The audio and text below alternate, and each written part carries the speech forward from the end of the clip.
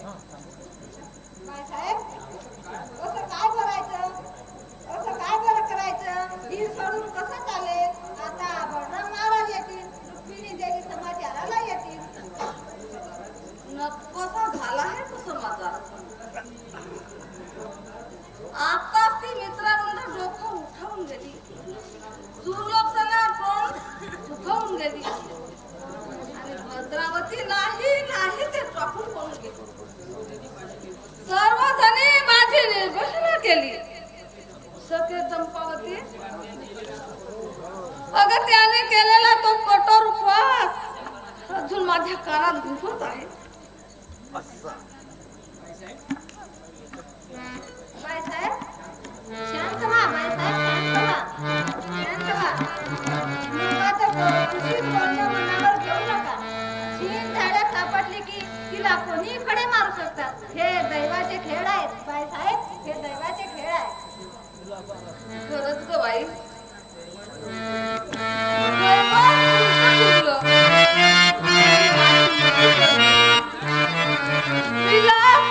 विपरीत बुद्धी झाली. दैवानं हा कसा पण दावा साधलाय. मी करायला गेला एक आणि झालं बोलत.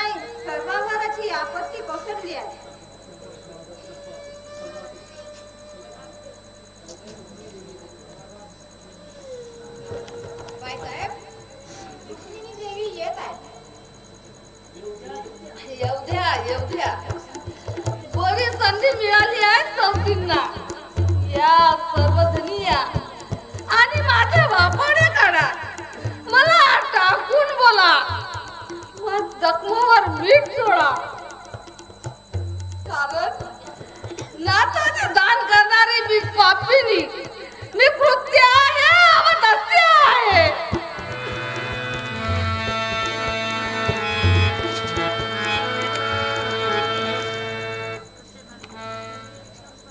शांत हो सत्यभामे, शांत हो. पाप असलं तर तुझं एकटीचं नाही, ते सर्वांचं असले पाहिजे. म्हणूनच सर्वांवर संकट कोसळलाय. नाथांना आपण नको नको ते बोललो, त्याचा अपमान केला, उपेक्षा केली, त्याचं हे कटुफळ भोगावं लागत आहे. पण मीच निमित्त मात्र झालं ना. माझ्या चुकीने सारं संकट कोसळलं ना, तर मग मीच निस्तारलं पाहिजे.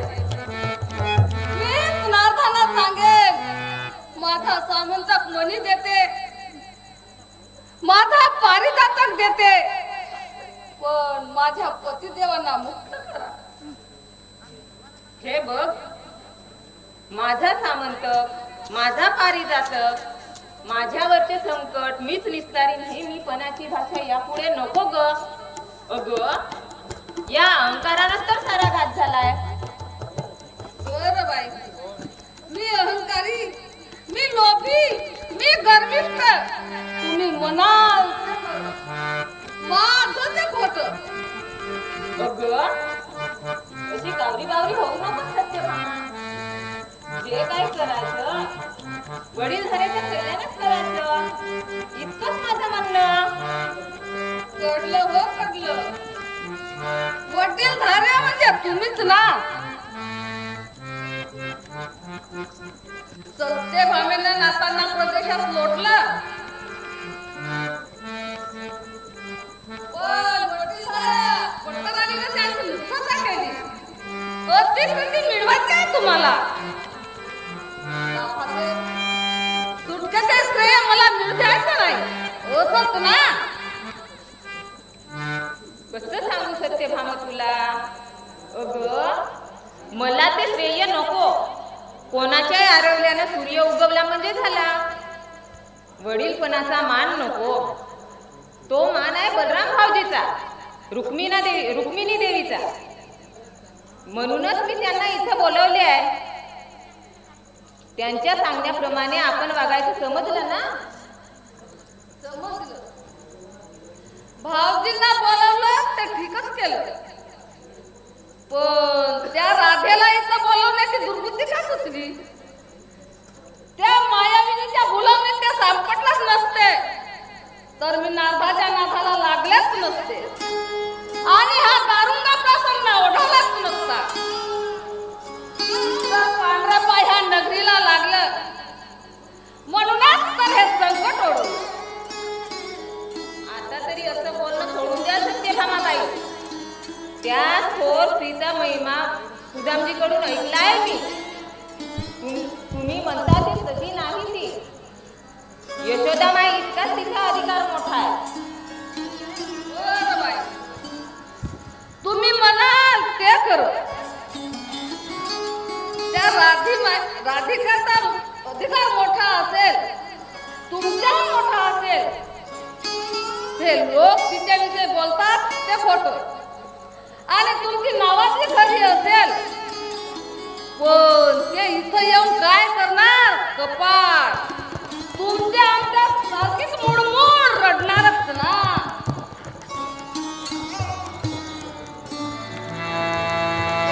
हा यादवांचा अपमान आहे, विश्वासघात आहे. याचा मी सूड घेईन. ह्या माझ्या गदेने देवेंद्रचा चकना चूर करीन.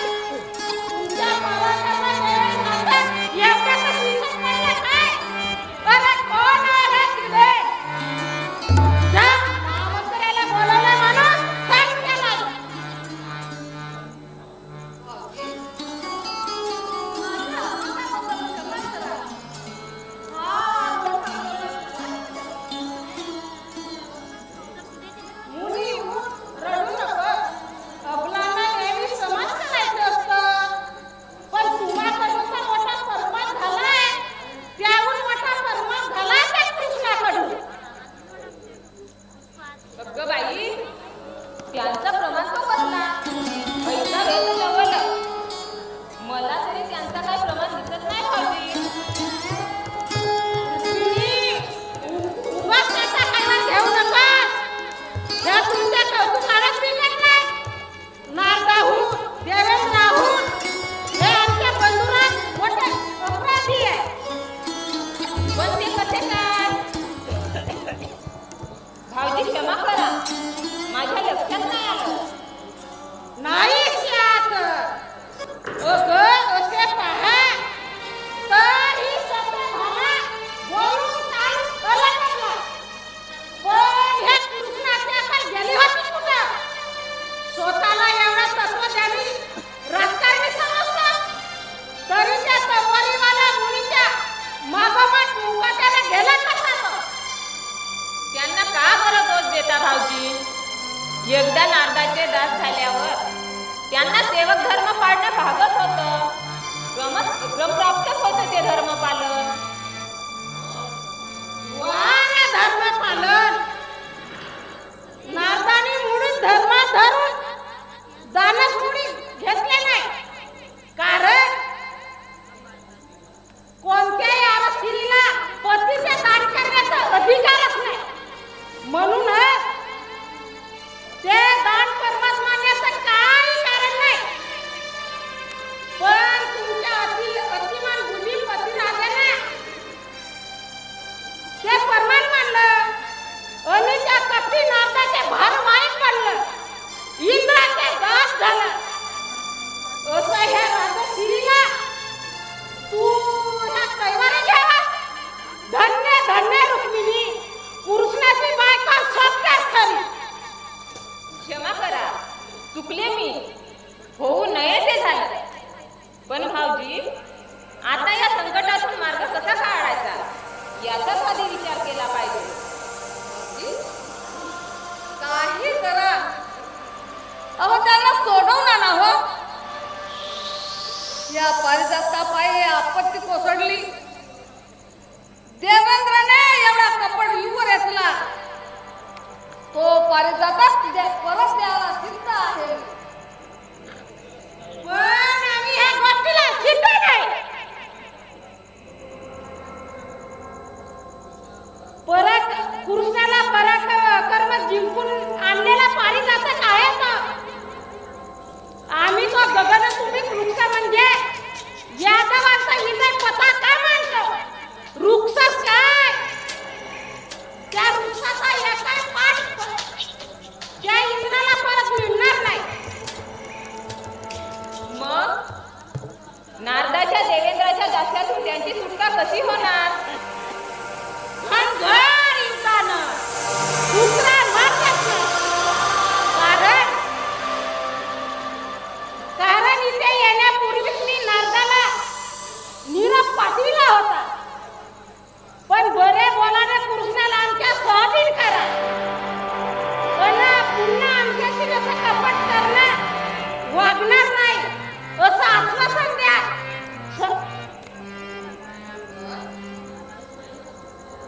नारदाने नाही ना मानलं हे. मूर्ती मुनीची वृत्ती दानवाची. पण देवेंद्राचा पाठिंबा हेच आहे. म्हणून म्हणतो आता युद्धाविना उपाय नाही. पारिजातकाने देवेंद्र संतुष्ट होत असेल तर नाही नाही सोडायचं. काही झालं तरी पारिजातक देणार नाही. ही आमच्या किमतीची परीक्षा आहे. नारदाच्या हत्येसाठी युद्धाचा खडतर मार्गच आपण स्वीकारला. पण गत्यंतरच नाही. स्वातंत्र्याचा मार्ग संग्राम गणाच्या सत्व परीक्षातून जातो. पारिजातक तर देणारच नाही. पण त्याच्या पाना गणित देवेंद्र हजार वीरांना दूर काढून श्रीकृष्णाला सोडवणार.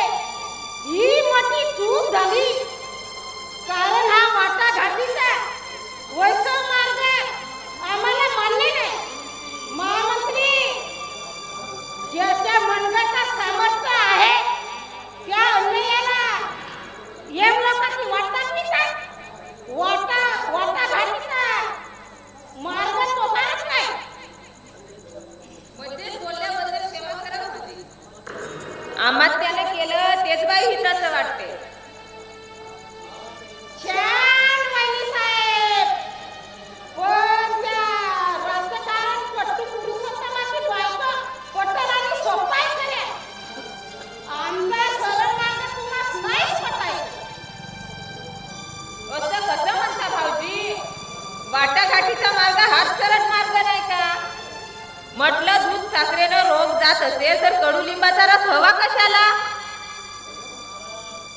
खरंच महाराज, आधी साप मग दात आणि दोन्ही कार्य नाही साधलं तर मग दंडाचं काम.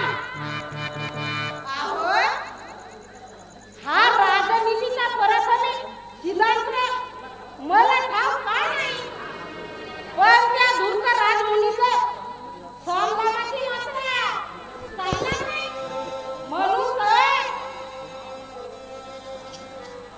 आपल्यासारखं समाचार महाराज बरोबर नाही. नातावर समुद्राची मात्रा थोडी बहुतच काय. अहो, म्हणून तर त्यांनी पारिजातकाचा आग्रह त्यांनी सोडलाय. अर्थात त्यांनी दुसरी अट नवीन घातली आहे. ही गोष्ट वेगळी. नवीन अटी कोणती? अपमानकारक नसेल तर ते भाऊजी मान्य करतील.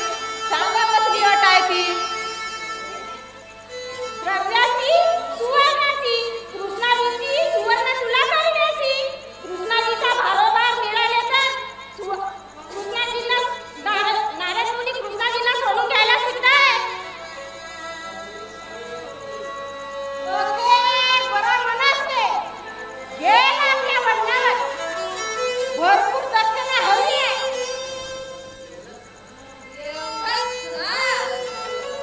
उचल घ्या म्हणावा. रोज मनभर सुवर्ण पसरवणारा सामंतक म्हणे आहे माझ्यापाशी. आपलं कोशाघरही सोन्यानं भरलाय. ही सुलभ अट तर मी एकटीच करेन. पण सुवर्ण तुल्याची अट आम्ही का मान्य करावी? काय आमचा विक्रम मुक्त झाला? ही यादवांची शस्त्रक्रिया आहे? असं कोण म्हणेल महाराज? आपण क्रिंगोट द्रव्य प्रयोगांना कार्य बिनघोंगट होत असेल तर कलह अग्नीचा हलकल्लोळ का वाढवावा? काही झालं तरी इंद्र राष्ट्र हे आपले मित्र राष्ट्र आहेत महाराज. धन्याचा मित्र राष्ट्र. कृष्णाच्या कपटानं अपहरण करणं, पारिजातकाचा लोभ धरणं, सुवर्ण तुल्याची अट घालणं, ही वैयक्तिक साधी नसते ना. महामंत्री, आपण हे निर्माण मान्य नाही. ही ह्या पुढे तुमचे मित्र राष्ट्र असं सुवापती काढून याहून मोठे मागणे करतात. आज त्यांनी सुवर्ण मागितलं, उद्या पुन्हा पारिजातक मागतील, परवा आपला सुखीत परदेश मागतील. इतकंच काय? आमच्या साऱ्या राजवैभवाच्या उत्तुंग इमारत पर्वत गिरणकूट करतील. असा अतिरेक ते करू शकणार नाही महाराज. कारण आम्ही वाटाघाटीत तयार झालो. ते दुर्बलतेमुळे नाही, रणांगणाला घाबरतो म्हणून नाही. हे मी नाताना स्पष्ट बजावले. पण हे शब्द सांगून पटायचं नाही.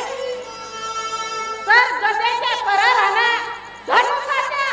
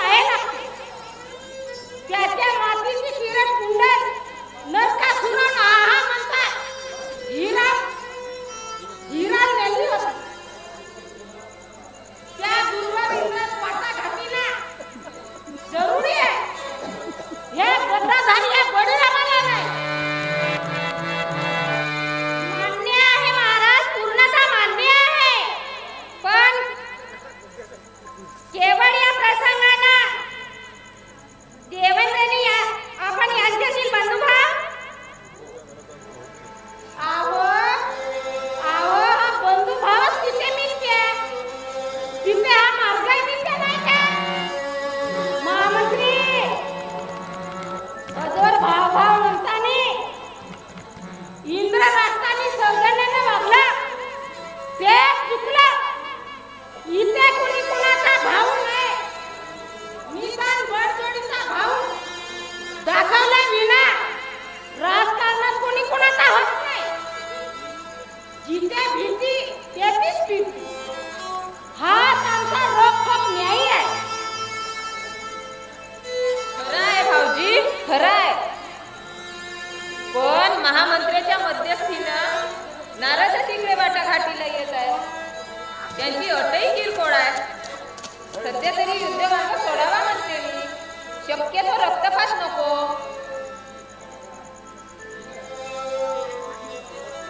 ठीक आहे, जशी तुझी इच्छा. मानवत्या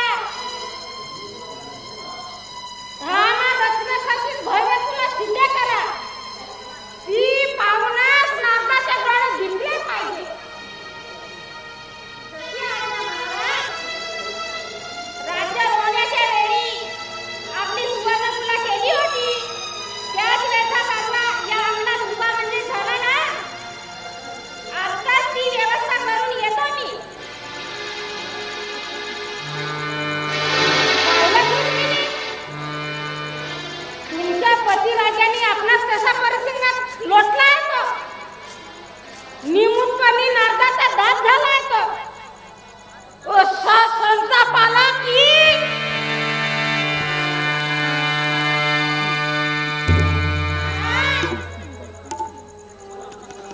पण आपला सात्विक संताप आवरावा अशी विनंती आहे देवतांनी. कारण ते पहा, नारद मुनी तिकडे घेऊन येत आहे.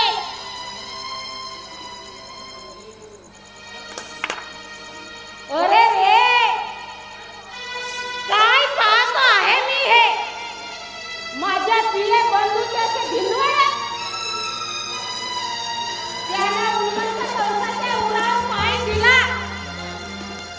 ज्यानं कालियाच्या मस्तकावर नसता पहार केला, तो पराक्रमी पुरुष नारदाच्या मागोमाग तो मुकाट्याने येते कसा तो. हर हर परमेश्वरा, काय हे विटंबना. महामंत्री, तो वाटाघाटी आम्हास नको. वाट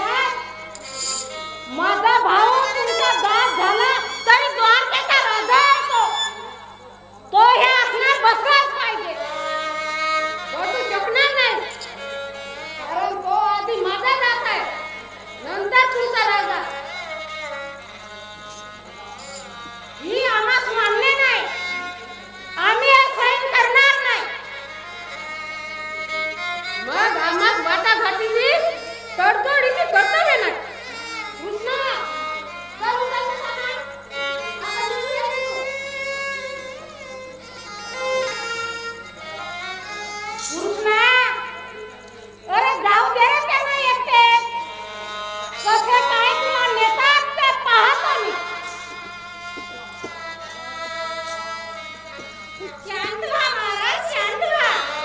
शांत व्हा, शांत व्हा. काय म्हणून इंद्राच्या पाठीमा उन्मंत झालेला ऋषीमुनी शांती पाठ शिष्टाचार शिकवा आणली. आम्ही उन्मंत नारायणाच्या चरणी नम्र झालेलो ऋषीमुनी आम्ही उन्मंत. नारायण नारायण वारे दंडाचे अवडंब मुखात नारायण आणि मनात स्वतःचा पारायण. महामंत्री ऐकला साहेब आरोप आम्हाला उन्मंत म्हणत आहे, स्वच्छ म्हणत आहे, दांभिक म्हणत आहे. रोज टोक सत्य बोलणं हाच आमचा धर्म आहे. महाराज शांत व्हा. थोडी कळ सोसा. अशा तणातणीच्या वातावरणात वाटाघाटी विस्कटतील. उभय देशाचा विस्कट होईल. भाऊजी एकदाच्या वाटाघाटी तरी होऊन जाऊ द्या.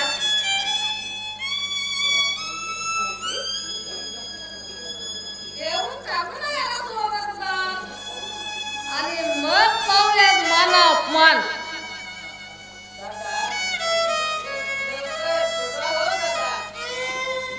कृष्णा बडबड बंद कर. दातांमध्ये बोलायचं नसतं, ओरडायचं नसतं.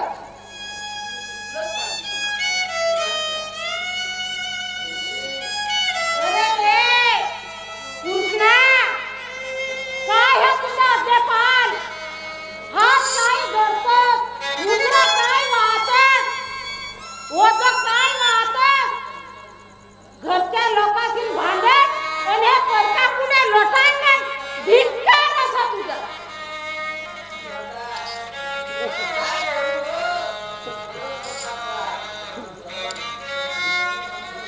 सांग, बडबड बंद कर म्हटलं ना. वाटाघाटी बंद ना. आम्हास वाटाघाटीला बोलावून आमच्या समोर आमच्या दातांचं हे थोडं कौतुक चालवणं आम्हास नीती बाह्य वाटतं.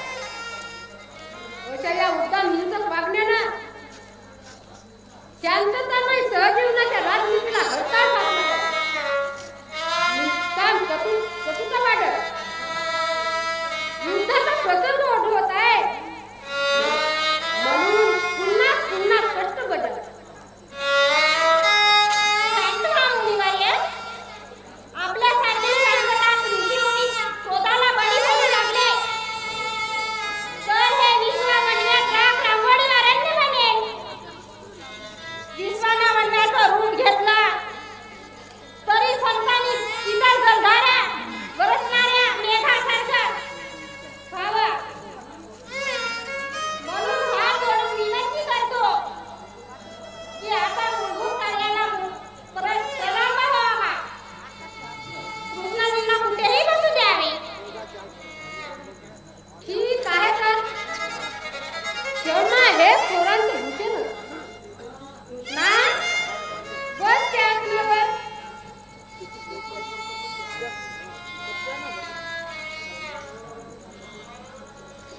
आमची नवीन नाट बलरामांना पसंत असेल तर आताच प्रश्न निकालात लाव.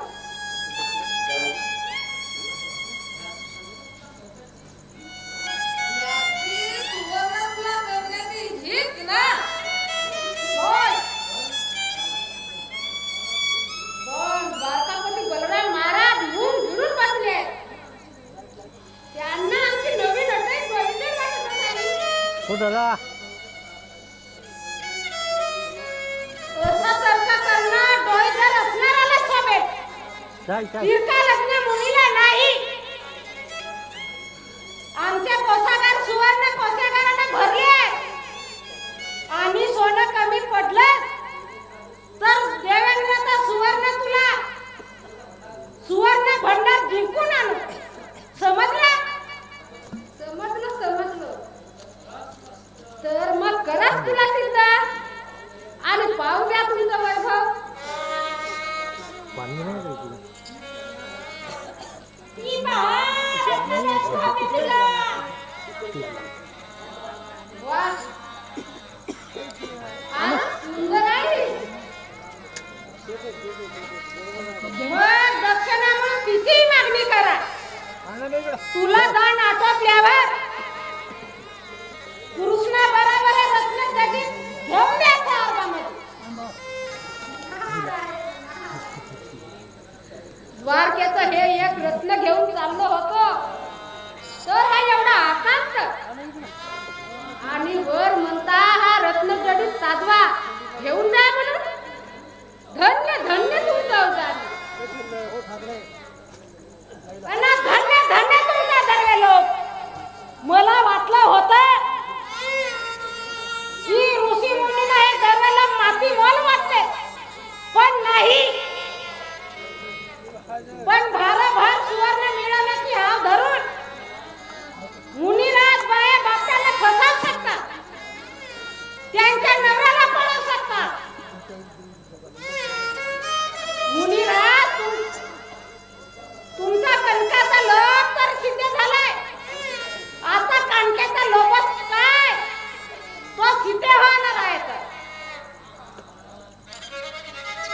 हा महाराज, हा वाद विवाद पुढे झाला. कृष्णाजींना पुढ्यातील एका पांड्यात बसण्याची आज्ञा द्यावी. ठीक आहे तर भानुती,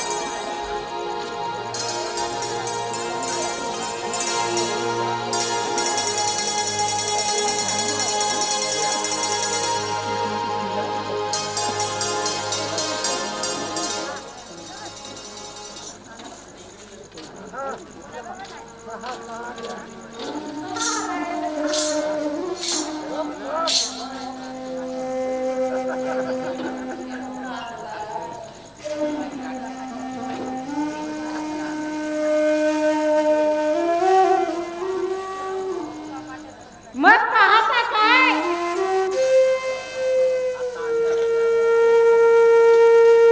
त्या कोठ्यादारांचे सर्व मोरांचे अंड कोठ्याच्या मार्गे जशी आज्ञा करता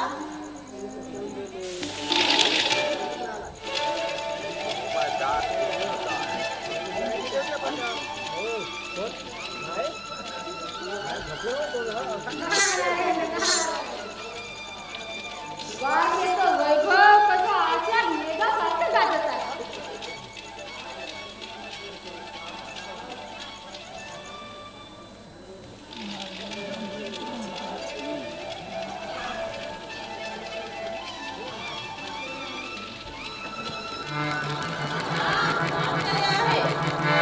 सर्व कोठ्यागार रिकामी झाली पण कृष्णजींचं पारड जळत आहे. साहजिकच आहे ते. कृष्णाचं पारड जडच असायचं, कारण ते सर्वांना डोईजड झालेले प्रत्यय आहे. कोशाध्यक्ष, विचार कसला करता? सत्यभामाची सर्व नायिका अटकाची सुवर्ण भंडारच्या ओसाच्या पारड्या जशी महाराजांची आज्ञा.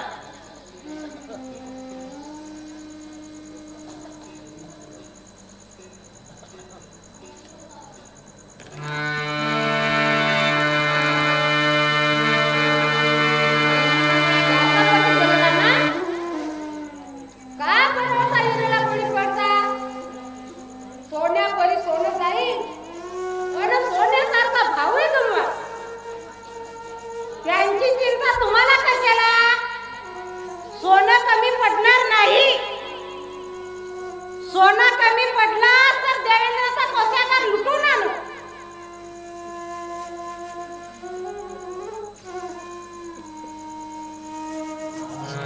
महाराज महाराज सर्व कोठ्यागार रिकामी झाली पण कृष्णजींचं पारड थोडंही वर आलं नाही.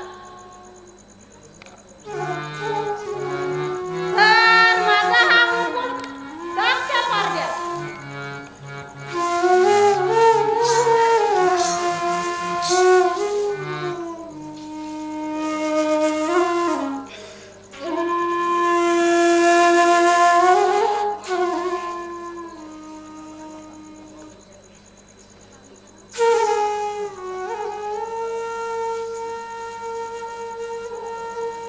माझे हे अलंकार घ्या.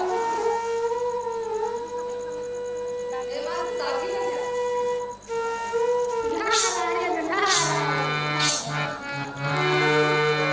काय हा हुशार?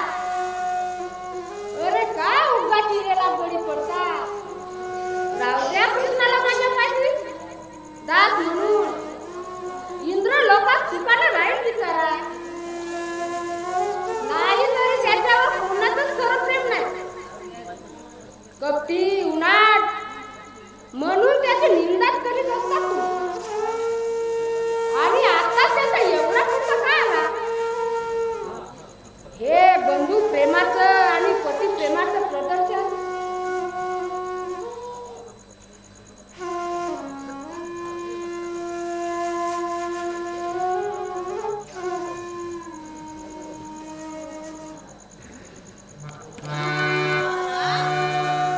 तुमच्या सर्वांचे दाखवलेले जलकाची पिकांची जशी लुप्त झाली तसेच सुवर्णराशी लुप्त झाले पण कृष्णजींचं पारड वर आलं नाही.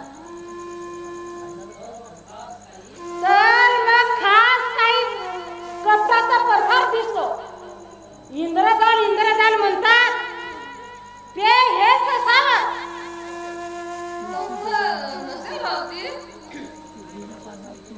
ते पारड खाली यायचे श्रेय मलाच असावं, असा ईश्वरी संकेत असावा.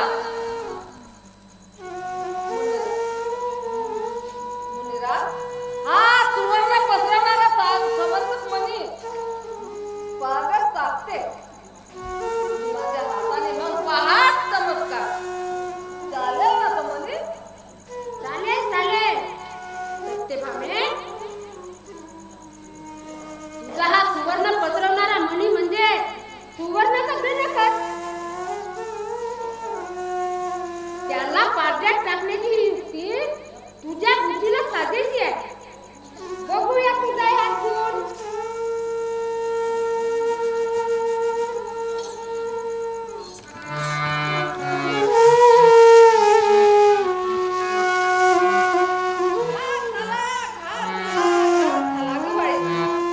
माझा सावंत कोणी गडप झाला पण बाबा खाली आलं नाही. देवा रे देवा,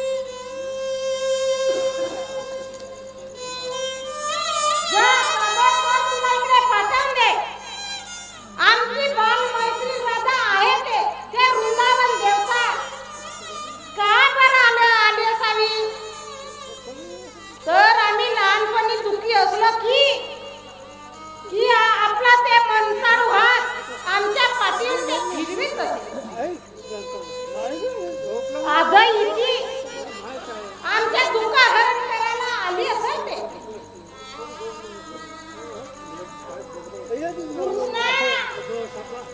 अरे दादा आम्ही आहे रे. हो पण पारड्यातून उडी मारून इकडे येऊ नको. अरे कारण तू माझा दास आहे कृष्णा. माझ्या बंधनात आहेस तू.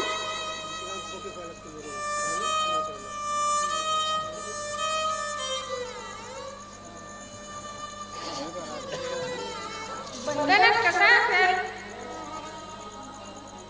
जो हा बंधनातून सर्वांची सुटका करतो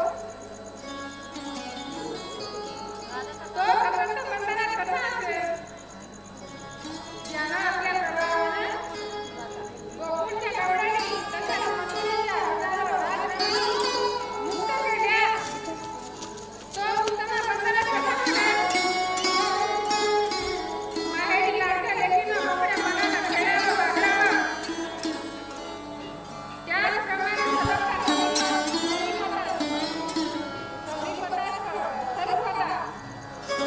या चारही गोष्टी ज्याच्या कृपेनं भगवंताच्या जीवनात क्रीडा करतात तो मुक्त रूपाचा दाता बंधनात कसा असेल. राधे बंधनात कसा असेल म्हणून काय विचारतेस. झालाच आहे तो माझा दास, माझा भारवाहक. खोटं वाटत असेल तर बलरामांना विचार, या रुक्मिणीला सत्यभामेला विचार, कोणालाही विचार.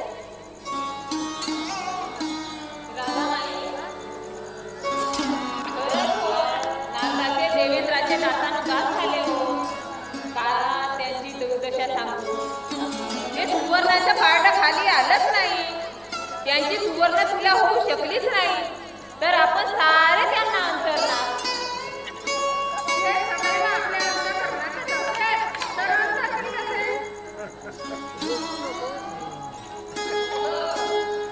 राधामाई, अगं या कवित्वानांचं समाधान कसं होईल. सारं सुवर्ण आम्ही गमावून बसलो पण पारडं खाली गेलं नाही आणि त्यांची सुटका झाली नाही. ही सोडू नका. कधीही या भक्ताय नाही सुटेल चिंता. ते सोन्याच्या पारड्यात सहज खाली येऊ शकते. अहो पण कसे बघून कोणत्या उपायानं. खरं पुरं सुवर्ण पारड्यात टाकू म्हणजे आम्हीच पारड्यात टाकलं तर पितळ होतं वाटतं.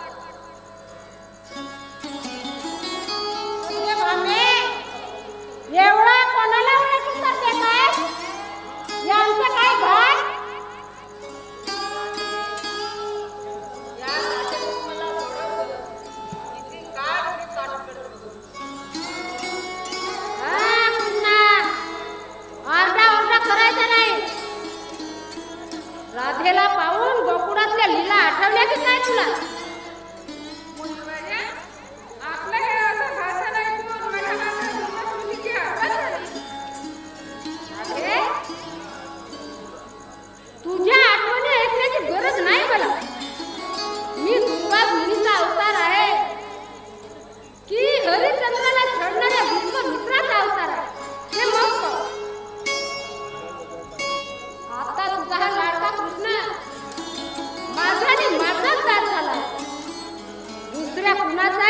सत्ता चालणार नाही. बलराम महाराज, रुक्मिणी, सत्यभामे, महामंत्री, तुमचा सुवर्ण संपलाय आणि कृष्णाची सुवर्ण तुला पूर्ण झाली नाही. माझी अट तुम्ही पाडू शकला नाही. तेव्हा मुकाट्यानं कृष्णाला माझ्या स्वाधीन करा. करणार नाही. हा तुमच्या देवळाचा पाडावा करून कोशागाराचे सुवर्ण त्या पारड्यात टाकू. समजला? महामंत्री, आपला त्यागवीरांना इंद्राचा आदर द्या. शांत व्हा भाऊजी, शांत व्हा. मुनिवर्य, आमचं सर्व सोनं संपलं म्हणून काय बिघडलं? आम्ही सोन्यावर मौल्यवान वस्तू पारड्यात टाकल्या तर नाही चालणार का? हिरे, मोती, मानव. चालेल चालेल. यादवांचे आणि आमचे ऋणानुबंध लक्षात घेऊन आम्ही चालून घेऊ ते. आम्ही आमचे सैल करू. काय बनवताय?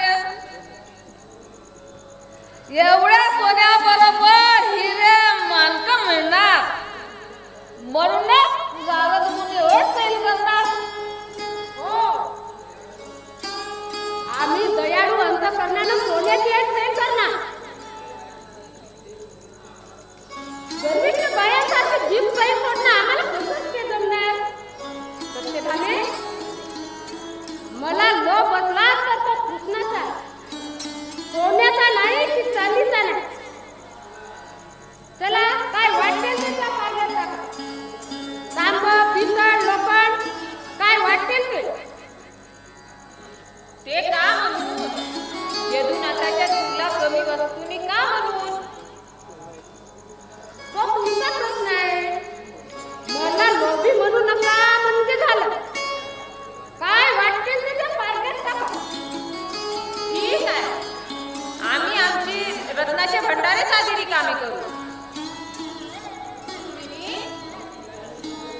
पण ती रिकामी कुठे ठेवणार आहे? जसं रत्न भांडार संपेल तसं त्या भांड्यात सुधाराचं वैभव पोचलं तरी काही माझ्या खाली येणार नाही. म्हणजे अगं, कसं कळत नाही तुला? तुम्ही सर्वजण अज्ञानात पडत आहात. त्या भांड्यात वेगळीच संपत्ती टाकावी असेल.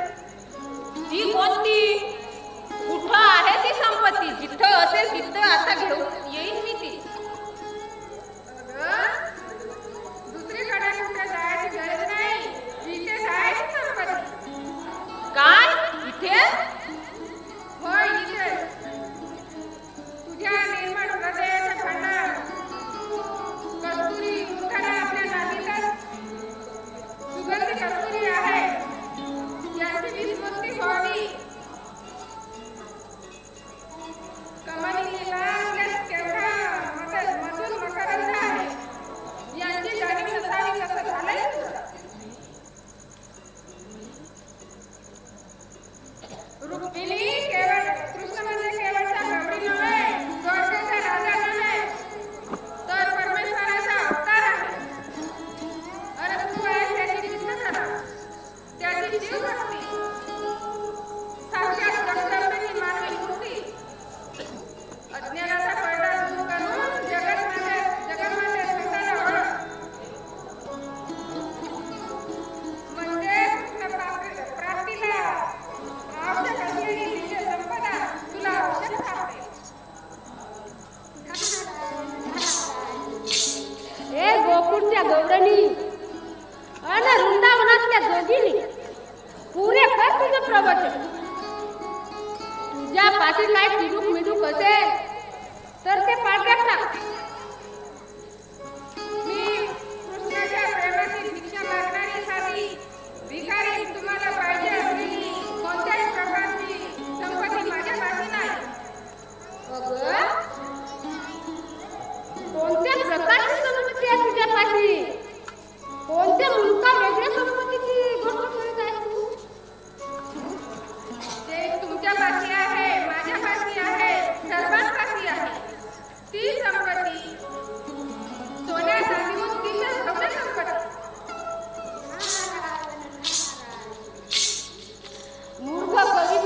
कृष्णाचं काव्य तुझ्या बोलण्यावरून सुबत होत.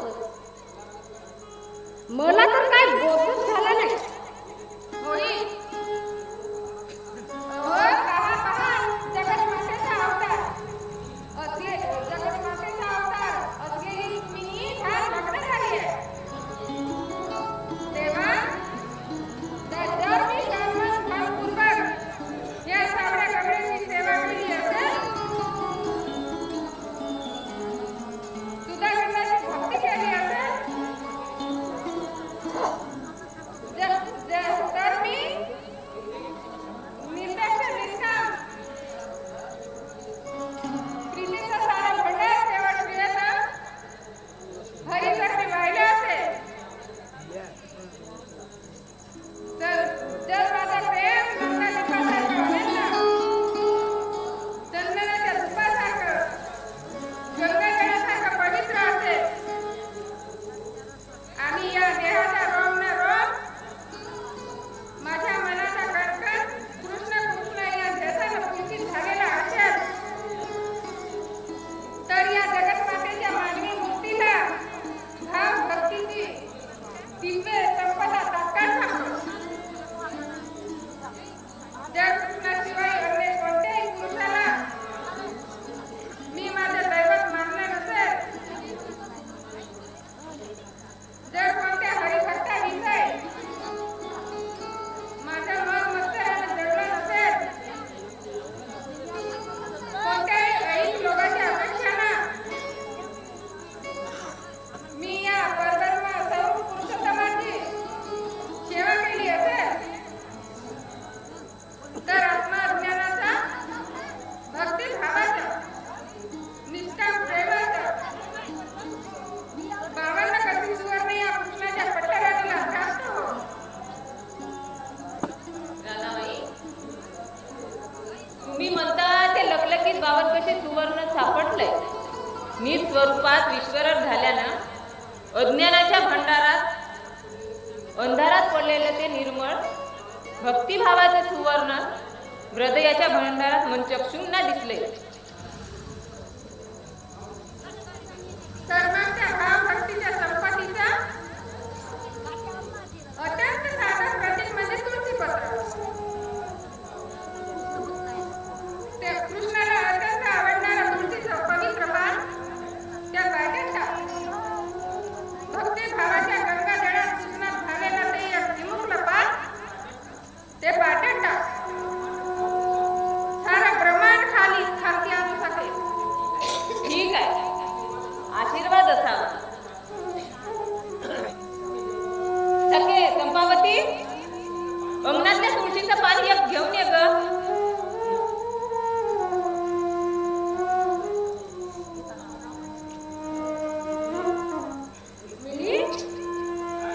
काय रे? अगं, एका पानानं कार्यभाग कसा चालेल? हिऱ्याची मानकाची गोष्ट बोलता बोलता एका तुळशीच्या पानावर आली. वा रे दर्वे लोभी! शांत व्हा महाराज, शांत व्हा. माईच्या शिष्या रुक्मिणी देवी काय पराक्रम करतात तेच पहा. परमेश्वरा, तुम्हीच निर्माण केलेल्या या मायाजालातून तुमच्या या दासीची मुक्तता झाली असेल. जन्माजन्मांतरी यदुनाथाची पत्नी होईल आणि अनन्य भावाने त्यांचीच चरण सेवा करील, हीच माझी भावना असेल. माझे पती पवित्र, निष्कलंक आणि निर्मल असेल, संत सज्जनांचा वरद हस्त असेल. भावभक्तीच्या रसायनानं मंतरलेल्या या एका तुळशी दलानंही तुमची मुक्तता होईल. चला हो माझ्या बरोबर राधामाई. जय जय राधा, जय जय कृष्णा, जय जय राधा मानसहारी, जय जय जय कृष्ण मुरारी.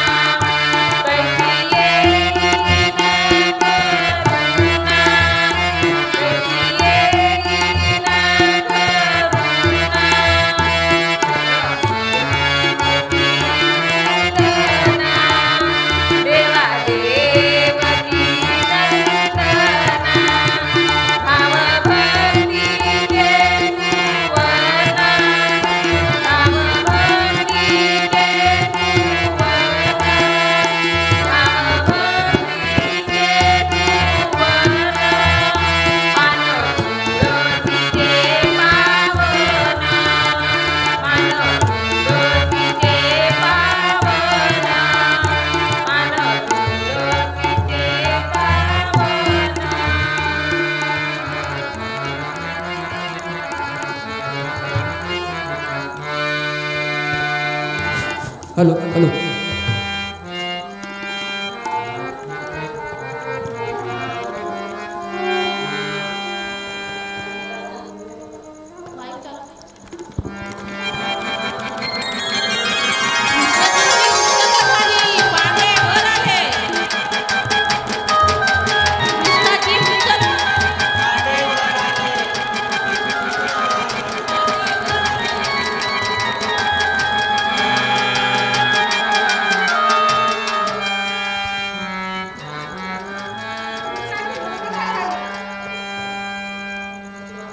पण सत्यभामे, रुक्मिणी, आता याला सांभाळा. प्रेमाचे बळकट गळ याच्या गळ्यात बांधा आणि भक्तिभावाच्या तुळशी दलाचा जास्त पहारा याच्या भोवती ठेवा. रुक्मिणी वल्लभा, राईच्या वल्लभा, तुझा जय जयकार असो. बलराम दादा, महापराक्रमी बळभद्रा,